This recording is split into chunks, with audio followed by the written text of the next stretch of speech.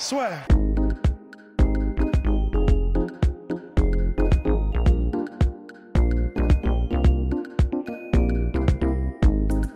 Bienvenue dans le podcast La Sueur, de retour donc chaque semaine avec la Berkane et de temps en temps avec Matthew.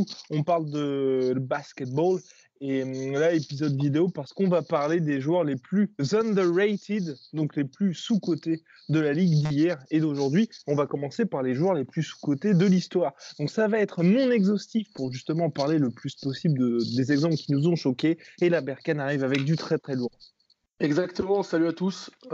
Bienvenue pour ceux qui débarquent et ravi de vous revoir pour ceux qui sont là depuis un petit moment. En effet, ouais, on a préparé ça avec beaucoup d'attention et on va pas être exhaustif comme tu dis, on va pas rentrer dans des détails de stats, etc. C'est vraiment sur des ressentis. Donc sur les mecs d'hier, moi je vais absolument commencer par ce qui est mon meneur favori all-time peut-être, c'est John Stockton. John Stockton, meilleur passeur de l'histoire, meilleur intercepteur de l'histoire. Et c'est pour ça que, en termes d'underrated, c'est peut-être pas le premier que je placerai, mais de par le rôle que lui accorde l'histoire, je dirais. Tu vois, jamais placé dans les débats pour les all-time, quoi que ce soit, jamais, ou alors toujours placé, mais jamais vraiment en tête des voix. Et, on demanderait à n'importe qui s'y connaît un peu en basket, il te dirait que bien évidemment c'est un grand meneur. Maintenant, quand il faut citer des grands meneurs, c'est pas sûr qu'ils sortent en premier. Complètement. Complètement, alors qu'en plus son impact sur la ligue est colossal. Parce que comme tu as dit, en plus c'est je sais plus, peut-être que je dis des conneries, mais c'est pas le gars qui a manqué, genre il manquait 4 matchs maximum par saison, et même à 40 piges, genre de sa dernière année, il jouait tous les matchs. Enfin, le gars c'était un Ironman, il tournait en double-double. Enfin, c'était. Et là, ça pose aussi la question, en plus de John Stockton, de l'exemple, parce que la sueur, on aime bien tout ce qui est fringues et tout lifestyle, d'aussi cette question de marché. Parce que c'est vrai que il a eu le malheur, tout dépend du point de vue, de faire toute sa carrière à Utah, et aujourd'hui il perd un peu les pots cassés. Enfin, je pense que pour moi, le fait qu'il n'ait pas du tout aucune reconnaissance, c'est parce qu'il était au Jazz. Exactement, les stats qu'il a placés, comme tu dis, rater presque aucun match, être toujours présent, et toujours à haut niveau. Tu vois, en termes de fin de carrière, c'est aussi un exemple, tu vois, au même titre que l'a pu être Tim Duncan, au même titre que l'a pu être d'autres, c'est des fins de carrière réussies. On sait que c'est dur de réussir sa fin de carrière, tu vois. Un certain qui aurait fait comme Karl Malone, partir aux Lakers pour chercher un titre. Exactement, en plus, j'allais y venir. Ah merde, pardon. Non, mais pas de souci, tu m'envoies une assist à la John Stockton pour le coup, pour conclure près du panier. Mais c'est aussi, il a eu la chance et la malchance d'être à Utah, et la chance et la malchance d'être avec Karl Malone, qui est un des meilleurs marqueurs de l'histoire, et qui a aussi mangé un peu de lumière dans cette histoire-là, tu vois. Où Stockton a eu ce rôle, pas de lieutenant, tu vois, mais presque quand même. Tu vois, d'un mec qui était vraiment une machine offensive. Et pour revenir très rapidement sur les fins de carrière, tu vois, que ce soit les monstres qu'on connaît, Jordan, Kobe, etc.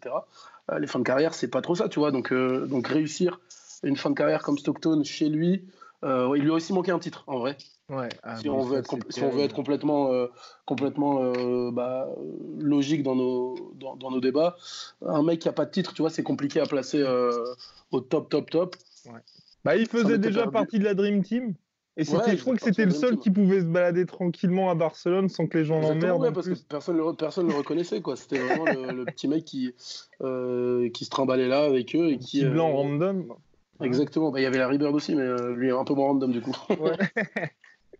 Donc, c'est vrai que pour moi, c'est le premier qui me vient à l'esprit à chaque fois qu'on parle de sous-côté. Et pour les raisons que tu as citées, donc de marketing évidemment et d'image de marque, mais aussi pour le fait qu'il n'ait pas eu de titre et qui, moi, en vrai, je trouve ça exemplaire, etc. Il n'y a pas de souci, mais en vrai, pour sa carrière, j'aurais aimé le voir ailleurs, tu vois.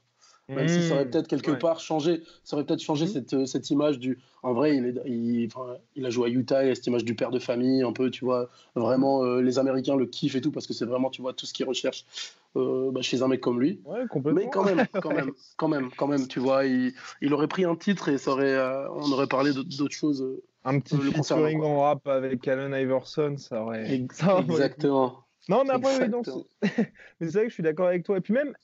Et pareil, un peu, je pense, pour Karl Malone, ça fait partie, tu sais, quand tu as des duos comme ça, tu as envie de savoir ce qu'aurait donné leur carrière s'ils avaient pu jouer l'un sans l'autre et savoir finalement lequel a le plus bénéficié à l'autre. Parce que c'est vrai que Karl Malone, il est quoi? Deuxième meilleur scoreur all-time, et tu as envie de te dire, s'il n'y avait pas eu toutes ces passes de notre ami Stockton, qui lui est premier et meilleur passeur. Ouais. Eh oui. Voilà. C'est les SI de l'histoire. Et il est même pas menacé, je crois. Tu vois, j'ai pas les chiffres en tête, mais la dernière fois que j'avais regardé, en tout cas, il n'était pas menacé d'ici les 10 prochaines années, quoi. Bah, bon courage, hein. Enfin, faut jouer 20 saisons et avoir quasiment 10 passes de moyenne et ne louper aucun. T'avais Chris Paul, il y a un moment, il était bien parti, mais on voit que à 33 piges, tu commences à te blesser, ton rôle change aussi, parce que c'est ça. Hein. Enfin, faut bien se dire qu'à 33 piges, tu peux plus jouer 35 minutes. Et puis, dernière chose, après on pourra passer au suivant. Faut savoir que la NBA de l'époque, c'est pas du tout la NBA actuelle. Ça veut dire que c'est pas des passes où tu ressors à 3 points et tu as des gros shooters. Très peu d'alley-oop, donc de passes faciles, entre guillemets, ce qui est un peu la marque de fabrique de Chris Paul, même si elles sont difficiles à trouver parfois dans certains angles. C'est vraiment John Stockton, pour ceux qui connaissent pas trop, vous pouvez aller voir des vidéos et c'est l'essence du basket. C'est-à-dire être au bon endroit au bon moment, avec ou sans la balle, et juste donner la balle dans le bon tempo et au bon moment. Pas de fioritures, c'est pas Jason Williams, envoyer des passes du coude, etc. C'est juste la classe, quoi. John Stockton, c'est la classe. Monsieur propre. Bien. Monsieur propre. Deuxième joueur le plus underrated. Et il n'y a pas de classement. Oui, c'est une sélection où qu'on se fasse pas dégoûter. Non. Exactement. Bah moi, je voulais placer l'ami The Worm, l'ami Dennis. l'ami des tout petits. Dennis Rodman. Parce que lui, à l'inverse de Stockton, c'est des stats qui sont pas monstrueuses, excepté en termes de rebond, peut-être, mais qui n'est pas la stat la plus folle, en vrai, quand on parle de basket, tu vois, même si les vrais connaisseurs te diront, ouais, mais savoir se placer sur un rebond, en vrai de vrai, voilà, tu fais un match à 10-15 rebonds, tu t'es un peu fait chier, quoi. Mais c'est quand même un mec qui a été le cauchemar de pas mal d'équipes, je crois, à l'époque des Pistons, qui a incarné cet esprit des bad boys avec Joe Dumars, qui aurait pu aussi faire partie de cette liste, avec Isaiah Thomas, en fait, les bad boys auraient pu faire partie de cette liste parce que je trouve ça trop facile de dire c'était juste des mauvais garçons qui mettaient des coups, et c'est des mecs qui étaient très très forts d'un point de vue basket, quoi. Il n'y a pas de discussion possible. Et Dennis Rodman, il prend 2 titres avec les Pistons et 3 titres avec Chicago, je crois, si je dis pas de bêtises, c'est pas l'inverse. Non, c'est bien ça. C'est ça. Et ben voilà, c'est un mec à 5 titres, plusieurs fois meilleur défenseur de l'année. Ouais. Bah, y a un moment en back-to-back, si je ne m'abuse. En plus. Oui, exact. Donc du coup, bah, évidemment, ça doit être dans les discussions des meilleurs joueurs de l'année. Et après, lui, en même temps, il traduit tous les défauts peut-être de la NBA, qui est dans le highlight, etc. Même s'il en produisait beaucoup, plus dans le trash talk ou dans certaines actions où il se jette sur tous les ballons. Enfin, tu vois, ce que vit Rudy Gobert en ce moment, en toute proportion gardée, meilleur défenseur de l'année, très gros rebondeur, même si lui, il n'a pas les titres à la clé. Il n'a pas forcément la reconnaissance qu'il mériterait d'avoir. Quand je parle de reconnaissance, c'est tout bête, hein, mais Kyle Kuzma, joueur des Lakers, qui n'a pas fait grand-chose pour l'instant dans sa carrière, il vient de signer un énorme deal avec Puma, tu vois. Rudy Gobert, on attend toujours pour un énorme deal, tu vois. Après, Kyle Kuzma joue à Los Angeles, le potentiel marketing n'est pas le même, mais c'est juste en termes de respect, tu vois, le mec défenseur de l'année, mais ça fait pas vendre des pompes, quoi, malheureusement. Alors que Kyle Kuzma, parce qu'il a un Instagram à plus d'1 million, parce qu'il habite à Los Angeles. Voilà. Et je trouve que Rodman représente un peu tout ça, et à ce titre-là, il mériterait d'être cité quand on parle des meilleurs joueurs all-time, d'être cité très très vite. En fait, c'est vraiment ça. D'autant plus que notre petit Rodman était petit, parce qu'il faisait quand même 2m01 le bourg, et il se battait face à des mecs qui étaient des Golgoth, et de surcroît, c'était l'époque où la NBA, ça se faisait pas des caresses. Donc exactement. Ça, franchement, ça ajoute au respect. Et puis, même, c'est vrai que, comme tu l'as dit, hein, il était chez les Bad Boys et ensuite, il a joué avec Jordan. Et même Jordan le fait. Donc, c'est dire un peu le côté de mec qui est passé quand même de rival à OK, on peut peut-être pas se saquer, mais on va avoir besoin de lui pour gagner. Donc, franchement. Exactement. Pour un mec comme Jordan, on va pas refaire l'histoire de Jordan, mais c'est un mec qui a la victoire à tout prix, tu vois. Et donc, Rodman lui a enlevé cette victoire. Et d'accepter d'aller faire la paix entre guillemets avec lui, parce que ça veut dire que le mec est juste trop fort en fait, donc viens et on va gagner des titres. Voilà, ça prouve un peu tout l'immensité qu'était Dennis Rodman avant d'être ce personnage un peu fantasque qui traîne en Corée du Nord et qui fait des clips un peu bizarres où il raconte certaines mésaventures de sa vie. Bien. Et pour poursuivre sur les Chicago Bulls, pour moi, le joueur le plus underrated de l'histoire, c'est Scottie Pippen. Franchement, pour moi, lui, c'est le. Enfin, Je trouve, ok, il y a Michael Jordan, et là, comme tu le dis, comme tu l'as très bien dit, avec John Stockton et puis Karl Malone, sauf que là, on a vraiment l'exemple du mec qui s'est fait tout prendre par Michael Jordan, qui est donc le Bah, plus grand joueur de carrément. tous les temps, voilà. Mais alors que franchement, s'il n'y a pas Scottie Pippen, il n'y a jamais de Michael Jordan. Et même, Ouf.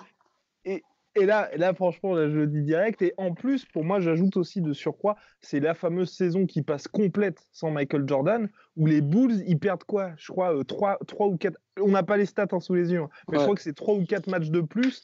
Et ils se ouais, font c'est ça. sortir par les Knicks, mais ça se joue à 3 poils de cul, hein. Donc Ouais, ouais. concrètement, ils sont évidemment moins forts qu'avec Jordan, mais quand il y a eu Scottie Pippen qui a eu sa première saison en tant que franchise player, déjà il fait des putains de stats.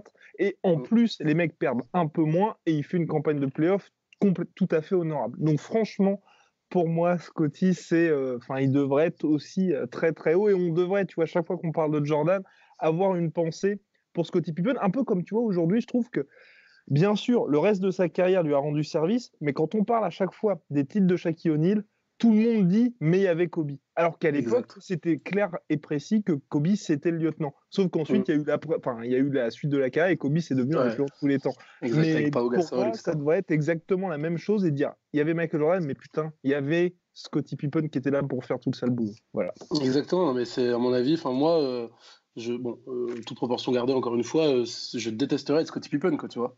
C'est-à-dire dans ta vie, non mais dans ta vie, mec, t'as quasiment tout fait pour un mec, Ouais, et je dis pas que Michael Jordan n'est pas reconnaissant ou quoi, mais oui, c'est juste complètement. l'image que tu laisses, Ouais. c'est le mec qui a créé cette idée de lieutenant, tu vois. Alors Ouais, qu'en vrai, ouais, tu tout vois, à fait. c'est malgré lui, tu vois, parce que c'est pas un lieutenant, c'est vraiment un autre bon joueur de l'équipe, quoi, tu vois. Tu Ouais. vois, c'est au même titre que. Enfin, tu vois, c'était pas Steve Kerr chez les Bulls, tu vois. Mm. Scottie Pippen, tu vois. C'était quand même un mec qui était là et qui prenait le dessus quand ça allait pas pour Jordan. Ça allait pas très rarement. Mais enfin, Mm. voilà. Après, moi, je veux de problème avec personne. J'irai pas jusqu'à dire que sans Pippen, il n'y a pas de Jordan. Toi, a priori, ça te dérange pas parce que récemment, tu t'es mis toute la communauté de Yao Ming à dos. Mais Ouais. Bon, en même temps, on a vu que ça ne rigole pas avec la communauté de Yao Ming, hein. c'est clair, hein, c'est Ces clair. derniers temps. Frida, il mourrait. Mais- Non, Mais, voilà. Mais ouais, c'est mais clair. non. Ouais. Mm. Scottie Pippen, définitivement dans le top, dans le classement. Non, mais quand je dis qu'il n'y a pas de Jordan, je veux dire, il y a évidemment un Michael Bien Jordan. sûr, bien D'ailleurs, je sûr. vais t'expliquer, mais je pense que tu vois, il n'y a pas ces 6 titres.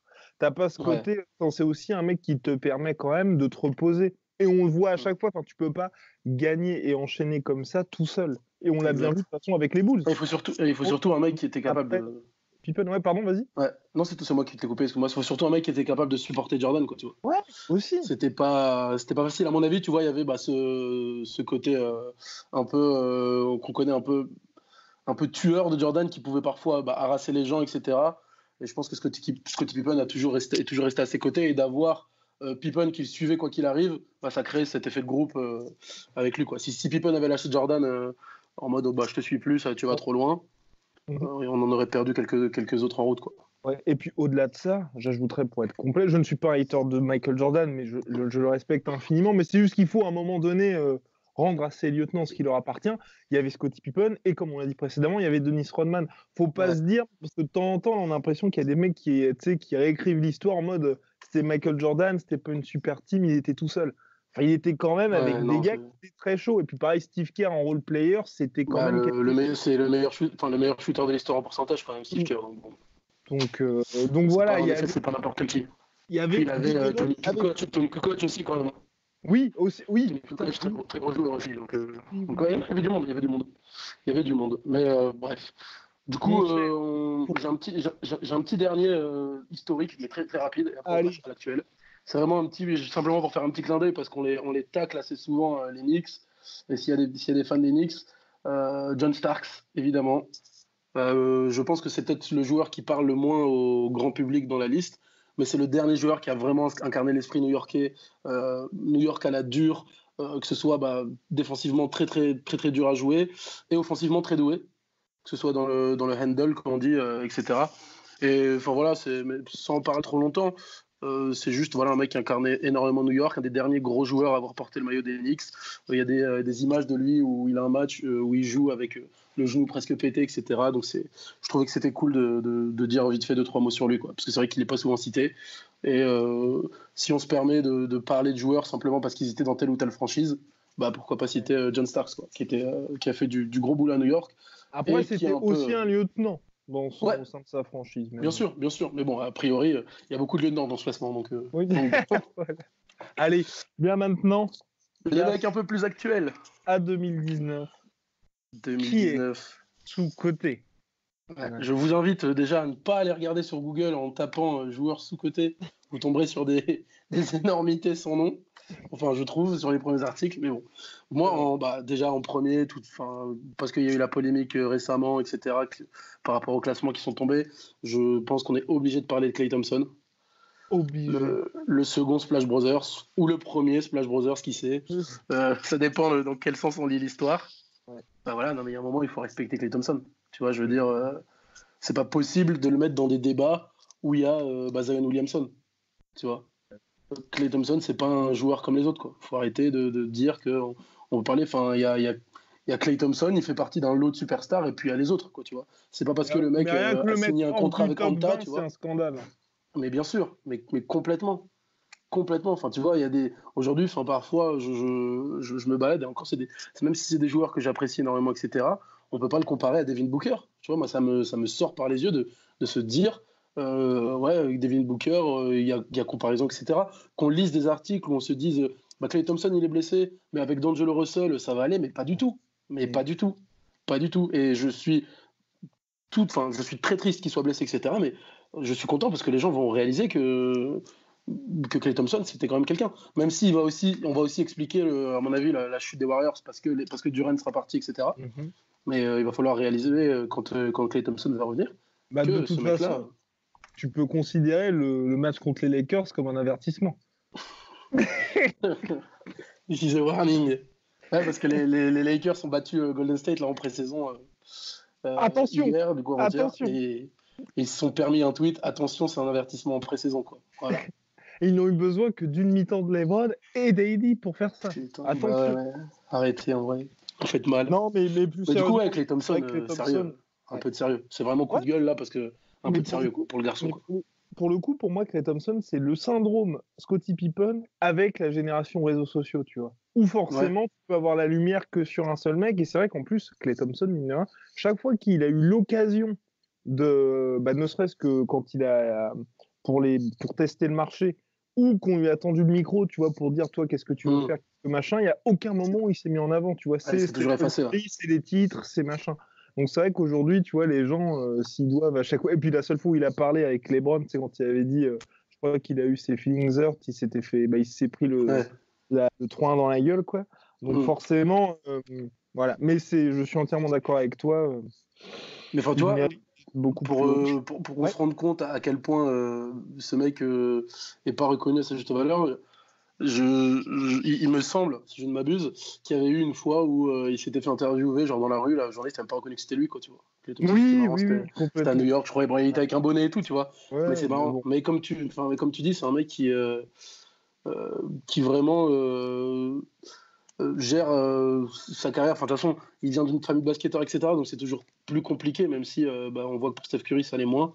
Mais rien que tu vois qu'il ait choisi de signer un contrat avec une marque, c'est Anta, je crois. Ouais, c'est ça. On a le droit de dire des marques. Ouais, oui. En bref, voilà, il a signé un contrat avec une marque qui va pas lui faire vendre 1 million de chaussures. Enfin, tu vois, c'est comme Kawhi Leonard et New Balance. À mon avis, ils sont juste regardés qui leur ramènerait des sous. Oui. Mais voilà. mais voilà, quoi. Non, mais c'est bien, comme tu le dis, juste regarder qui leur ramènerait des sous. Oui, non. Ouais, ils ont pas cherché. Enfin, tu vois, à mon avis, ils avaient des offres de Nike pour moins cher, mais ils avaient pas. Enfin, tu vois, t'es là. Aujourd'hui, Klay Thompson, c'est la figure de Anta. Ok, super. Bah, voilà. Oui, non, mais on est d'accord. Merci. Il doit vendre beaucoup de chaussures aux Philippines, sûrement.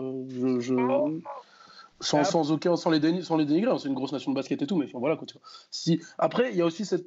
On va en revenir, quand on va conclure tout ça, il y a aussi cette notion de est-ce que tu veux être une superstar ou est-ce que ce rôle-là te convient, tu vois. Je pense que comme Stockton, comme Thompson, c'est un peu pareil, c'est de se dire moi je suis là pour le basket, je joue au basket.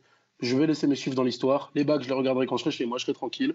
Tout ce que vous pouvez dire, en vrai, j'en ai rien à faire. Et ils vivent très bien comme ça. Mais c'est dommage, en vrai. Mais après, t'as des mecs qui peuvent réussir, tu vois, à capitaliser là-dessus, dans le sens, par exemple, un Kawhi Leonard, il fait rien. Je pense que, tu vois, lui ou son oncle, tu vois, ils veulent que ce soit une superstar. Mais lui, il n'a pas du tout le comportement d'une superstar. Et tu vois, le traitement que New Balance fait de lui, c'est comme une superstar. Les performances qu'il a sur le terrain, c'est les performances de superstar. Et donc, finalement, il le devient un peu contre son gré. Mais là, pour Klay Thompson, je pense que cette saison, quand il va revenir, j'espère qu'il va revenir, et les saisons prochaines, on va vraiment se rendre compte de son impact déjà cette saison, parce que tu vas dire, putain, ouais, c'est vrai que les Warriors, ils galèrent sans lui, et quand il va revenir, il reprendra sa place, à mon avis, de deuxième option offensive, et en plus, conjugué au fait que le mec soit dans son prime maintenant, tu vois, ça va être intéressant. Ouais, et pour le rapprocher d'une dernière personne, peut-être que ça peut être intéressant sur le côté, en plus d'être un second, parce qu'il y a Stephen Curry, parce que Draymond Green, parce que Kevin Durant. Draymond Green un peu en dessous quand même, je voulais pas dire ça. Mais cette notion, non mais voilà, cette notion, tu vois, comme il a fait partie de l'équipe 73-9, etc., donc on croit qu'il y a tout un système. Et en plus, lui, c'est un peu le mec un peu calme, etc., qui se montre pas. Ça rappelle un peu que ce soit Tony Parker ou Tim Duncan à l'époque, tu vois, qui était aussi dans ce gros système qui marchait bien, même si on sait que quand tu arrives chez les Spurs avec Greg Popovich, à l'entrée, tu déposes tes clés et ton âme. Donc voilà, voilà, tu laisses un peu ta personnalité de côté. Et il souffre peut-être aussi un peu de ça, Klay Thompson, d'être dans ce système. Enfin, il souffre pour sa reconnaissance. Après, lui, est-ce qu'il souffre Je ne sais pas. Allez, vas-y, poursuis. Alors maintenant. On poursuit. Il en reste combien? On en fait encore un, deux? Il en reste. Allez, deux. Allez, deux. Alors, je vais. Petite, c'est le truc de l'âme, tu t'en remets pas encore? Bravo. Non, est-ce que Klay Thompson souffre? Je ne sais pas. Je ne sais pas, en effet. Moi, je voulais mettre Julius Randle là-dedans, dans ces mecs sous-cotés actuellement. Parce que quand il est parti des Lakers, on s'est pas trop arrêté sur lui, sur sa perte en vrai. Alors que ce qu'il fait à New Orleans, ce qu'il faisait à New Orleans, du coup, était plutôt cool. Il tournait à près de 20 points en moins de 30 minutes. Là, il me semble qu'il a été tradé, là, non, je dis pas de bêtises. Il est au Knicks. C'est la grosse recrue de l'intersaison. Et on s'en moque un peu, tu vois, du fait qu'il ait été, que ce soit la grosse recrue et tout, etc. D'ailleurs, alors qu'un mec, on s'en moque un peu. Ouais, mais ça c'est bien mérité parfois.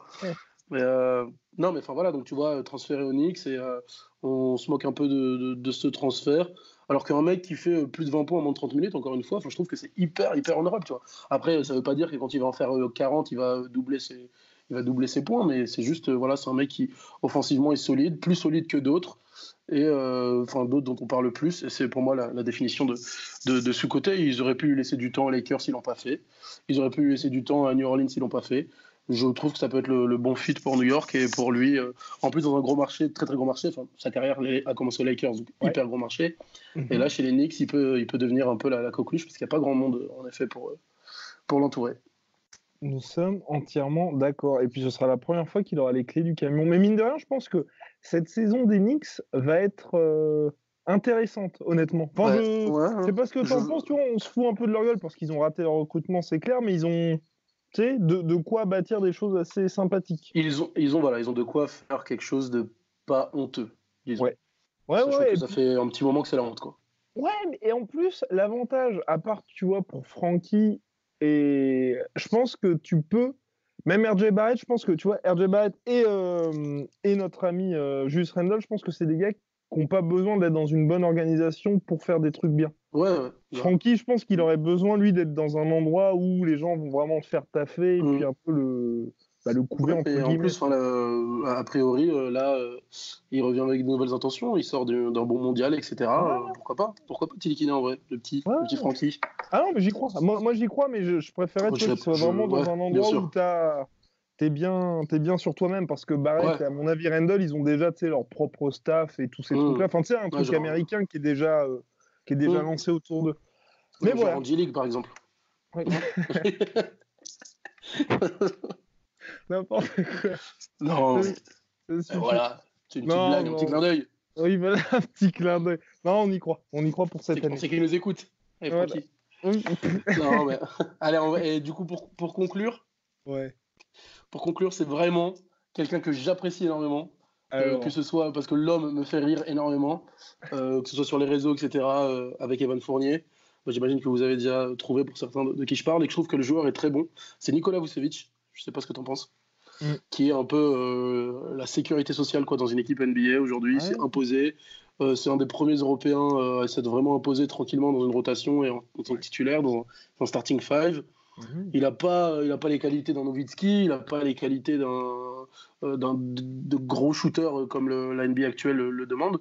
Mais c'est un mec qui trouvera toujours le moyen de mettre ses points, de mettre ses rebonds, qui sacrifie pour l'équipe, qui pose des gros écrans. Et qui a été mis en danger par Magic, c'était quoi, il y a 2-3 ans, là, quand il a recruté Biombo et puis. Et Ibaka. Il était un peu chahuté, finalement, il avait un peu mis. C'est ça, il a su répondre présent.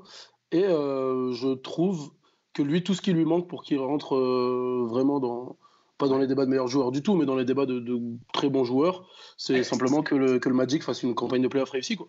On est d'accord. Tu vois, ce sera si à réussite d'Orlando, ça passera forcément par lui et un peu par Fourmise. Et puis Mr. Aaron Gordon. Ouais, et puis marquer les Fultz. Ah oui, putain, mais oui, ils ont marqué les Fultz, bien sûr. Et ils ont aussi. Oui. Ouais, exactement. Et puis ils ont toujours Mobamba, non? Je dis pas de conneries. Oui, complètement. J'espère que va bien se développer. Mais ouais, non, mais c'est vrai que très maigrichon encore lui. Complètement. Mais après, c'est vrai que c'est l'éternel problème du Magic, c'est que ça fait quoi? Peut-être 5 saisons que c'est censé être l'année où il va y avoir ce petit déclic. Et puis Gordon qui a signé qui a été prolongé pour un montant assez énormissime. On attend. Je crois que ça reste moins Kylori quand même. Je crois. Oui. Ouais, mais Kylori, je trouve que c'est pas intelligent, mais tu vois, on va dire que tu te permets de rester compétitif, tu vois. Ok, non, mais on disait la semaine dernière que Milwaukee mettait des sous parce qu'il pouvait avoir personne d'autre, donc du coup il blinde Chris Middleton. Oui, je suis désolé, mais c'est pareil, la Kylori, t'as rien pu ramener pour combler le départ de Kawhi, tu blindes Kylori, super. Ouais, non, mais je suis d'accord. J'espère pour eux que c'est pas Drake qui a payé, je te jure. Et est-ce que tu comprends que les Raptors, ça reste une interrogation, c'est que ça n'a jamais été une destination à agent libre, tu vois. Alors que pourtant, c'est une vie froid. Tu penses que c'est le froid? Non, c'est pas que le froid. En vrai, plus que le froid. Qu'est-ce qui disait ça? Est-ce que c'est Matt Barnes? Je suis pas sûr. Je veux pas dire de conneries. C'est que c'est en dehors des États-Unis en fait. Les mecs sont plus chez eux. Ouais. Et ça les dérange énormément. Non, je crois que c'est Lou Williams. Lou Williams a joué là-bas. Ok. Oui. C'est Lou Williams qui disait ça. C'est Lou Williams qui disait ça. C'est Lou Williams qui disait ça et qui disait t'es pressé de jouer à l'extérieur pour retrouver les US en fait. D'être au sein des États-Unis et tu peux pas rester trop longtemps là-bas. Sauf si vraiment tu t'y acclimates à fond. Mais c'est un problème. C'est pas très loin, ils vont pas quand même. C'est pas très loin, ça dépend pour qui, tu vois. C'est pour un mec qui a grandi en Californie, tu vois. Voilà, si tu as grandi à New York. Ouais, si tu as grandi à New York, ça va. Mais rien que si tu as grandi dans le Texas, tu vois, tu vas pas, c'est pas du tout une destination où tu veux aller, quoi, tu vois. Terrible pour cette franchise. Enfin. Ouais, voilà. Je pense que nous avons fait le tour, somme toute non exhaustif, mais non moins sympathique des joueurs les plus sous-estimés d'hier et d'aujourd'hui. N'hésitez pas à balancer votre sélection en commentaire. Voilà, vous donnez si vous avez encore des mecs underrated ou si vous trouvez que sur certains on a abusé parce qu'ils sont reconnus, mais nous on les voit pas reconnus. Voilà, évitez de nous parler de vos potes en Pro B, ça m'intéresse pas. Et la semaine prochaine, on fait le point sur les joueurs les plus overrated. Et ben voilà, donnez-nous-en quelques-uns, comme ça on aura plus on pourra débattre un peu de vos idées, voir qui vous voyez overrated. Exactement, et la semaine d'après, on fait le point sur le début de la saison NBA et qui va gagner le titre, parce que la saison dernière, la Berkane a réussi à jouer l'oracle. Le côté match. Ouais. Alors que je n'y croyais pas du tout, franchement. Mais il faut croire, The Claw. Soit.